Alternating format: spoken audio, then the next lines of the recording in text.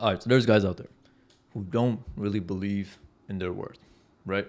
So they think that high salaries are reserved for people either with a lot of experience or they have some sort of natural talent or for people who are lucky.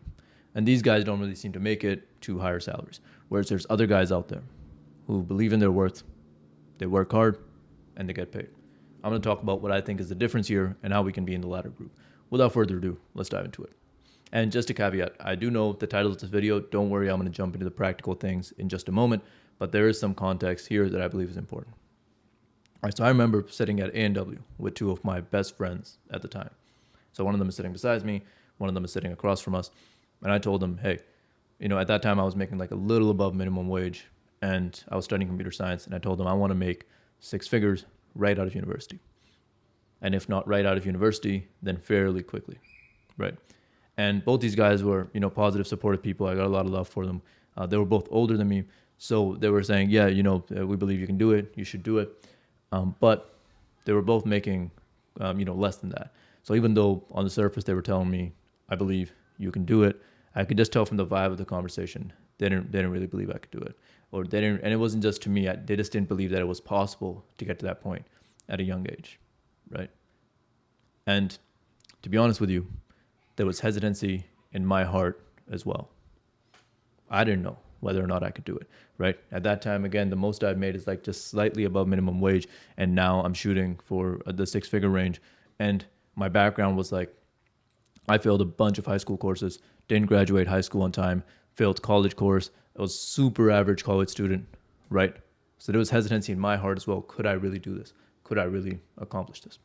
Now, before we go any further, I want to touch on something. And that's the people who tell you, just settle for crumbs, bro. Be grateful that you have any job in the tech market. It's so hard to get in. Just be grateful for any job, bro. No need to shoot any. It's like, no, take that thought, throw it on the window, right? They tell you there's no need to shoot any higher. I digress. These people, they put these standards on us, these limiting beliefs on us, and it's going to limit you to getting to that next level, right? Look, I'm not saying don't be grateful, right? I've been grateful for every opportunity I've ever gotten, from low pay to high pay, doesn't matter, because it's all just a step in the right direction. But at the same time, don't believe for a second that if you're making less right now, you can't take it to the next level, right? Or you can't even take it 10 levels above. You definitely can. And I understand money is not going to be a motivator for everyone. So if you're one of those people, you're like, I don't care about money, cool. I don't think there's anything wrong with that. But if you are one of those people who wants to get to, a higher salary scale, believe in yourself. I know you can do it. All right. So now let's jump into some practical, some of the practical advice. So how do these six-figure tech salaries really work? I've gotten a few software engineering job offers up until this point. So I'll run through how they tend to work. Firstly, there is a base component. The base is just basically the same, the salary you get at any other job. It's guaranteed money in your bank account. So maybe your base salary is 80K, 90K, 100K, whatever it may be. That's guaranteed money, you're getting in your bi-weekly check, and money you'll have in total by the end of the year. Next is stock options, right? Now, stocks are where there's a few caveats. Firstly, is the company that's giving you the offer public or private? Meaning, are their stocks listed on the public stock exchange? If it is, then it is very much like real money, but there's still some caveats, and I'll touch on those. If the company is private, meaning you can't just buy their stock on the stock market, then that money in 99.9% of cases is worthless until they go public. So even if they give you like 50K in stock options or 100K in stock options, doesn't really matter, because that's not worth anything until that company goes public. Now, if your company is public, here's a few more caveats with stock-based comp. Firstly, most companies will have a 1-year cliff. What that means is for 1 year, say they grant you for the full year, 10,000 worth of stocks, right? You won't be able to sell those stocks for that full year. So when you start, you're going to have to wait 1 year until you can sell those stocks and get that 10K, right?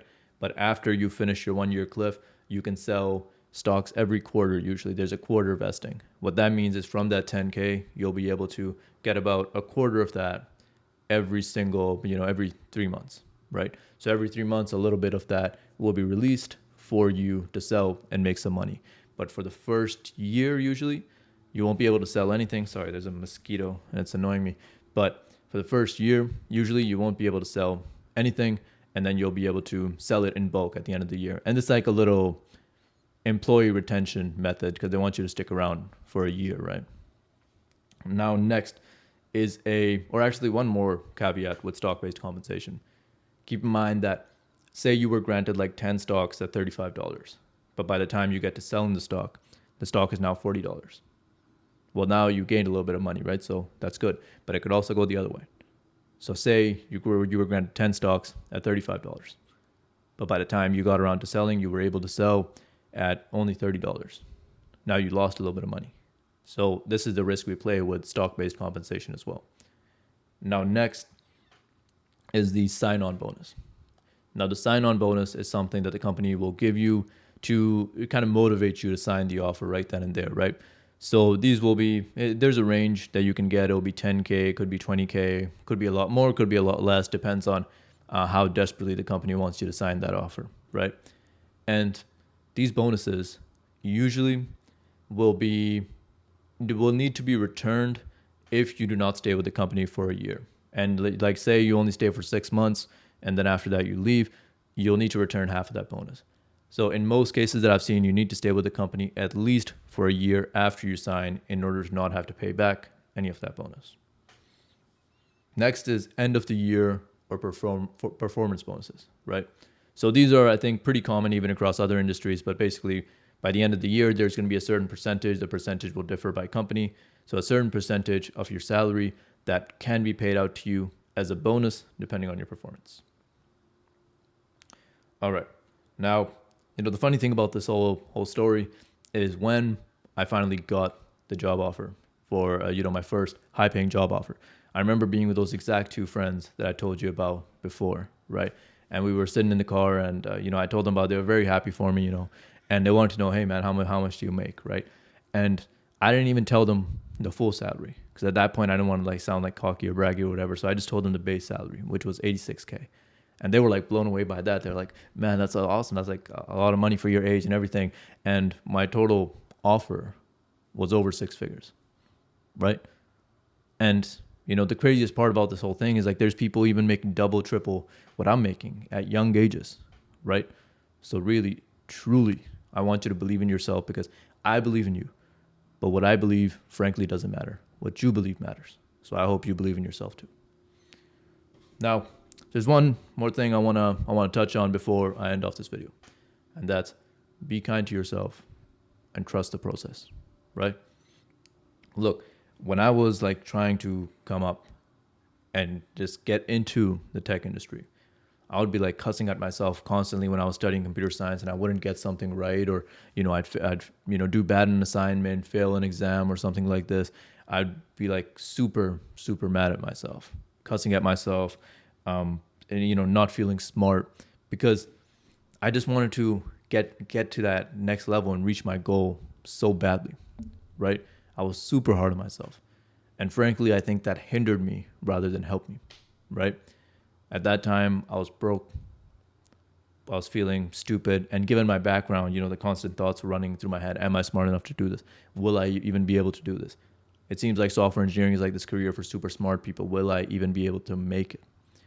And I think had I just been kinder to myself, been more positive, I could have actually reached my goal a lot sooner, right? So trust the process. You're on the right track. You're taking the right steps, right?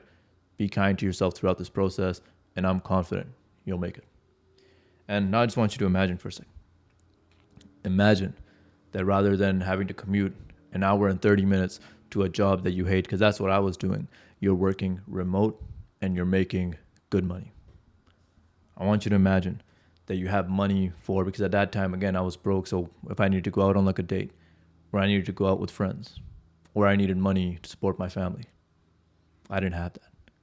Now imagine for a second, again, you're remote, so you're saving commute time and you have the money to do all these things as well. Imagine that you've gone from a place where, at the job that you hate, the reason I hated my job was because I was working customer service. So it was getting yelled at customers all the time. So I'm commuting all this way to make a little above minimum wage just to get yelled at by customers. And imagine that's gone, right? Now you're working remote in a job you enjoy with nice people and you're getting paid well, right? Imagine that, right? From getting yelled at by customers, dreading your day, to actually getting up to go to work. Now, I'm not going to act like every day is perfect, right? There's still struggles with my job. It's not like every single work day is perfect, but I genuinely can say my work life is light years ahead of where it was. I don't like dread going to work anymore or anything like this. I do enjoy my job and I'm happy with where I'm at. Now, ultimately, what I want here, I want this to be our positive little community where we help each other, support each other, and help each other get to that next level in life. So please come join our community. I'm going to leave my TikTok, Instagram somewhere over here. Please do support there as well. Please do like, comment, subscribe. I'll talk to you later. Peace.